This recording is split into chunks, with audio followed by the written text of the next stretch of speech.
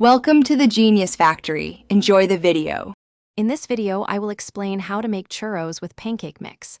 First, gather your ingredients. You will need 1 cup of your favorite pancake mix and 1/2 cup of boiling water. Also, prepare 2 tablespoons of sugar and 1 teaspoon of vanilla extract. Don't forget the vegetable oil for frying and a simple cinnamon sugar mixture for that classic churro finish. This method simplifies the traditional recipe significantly. Now, let's prepare the dough. In a medium bowl, combine your 1 cup of pancake mix, 2 tablespoons of sugar, and 1 teaspoon of vanilla extract. Gradually pour in the 1/2 cup of boiling water while stirring continuously. Mix until a thick, uniform dough forms.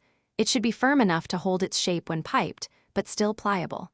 Avoid overmixing to maintain a good texture. Next, it's time to fry your churros. Heat about 3 inches of vegetable oil in a deep pot to 350 degrees Fahrenheit. Carefully pipe the dough into the hot oil using a pastry bag fitted with a star-tipped nozzle, cutting lengths with kitchen shears. Fry the churros for about 2 to 3 minutes per side, or until they are beautifully golden brown and crispy. Fry in small batches to maintain oil temperature. Finally, let's get them ready to enjoy.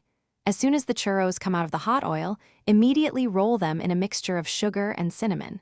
This ensures the coating adheres perfectly. Serve your delicious, homemade churros warm for the best flavor and texture. They are fantastic on their own, or you can offer them with a side of chocolate dipping sauce or a rich dulce de leche. Enjoy your quick and easy treat. Thanks for watching. If you found this helpful, don't forget to like and subscribe.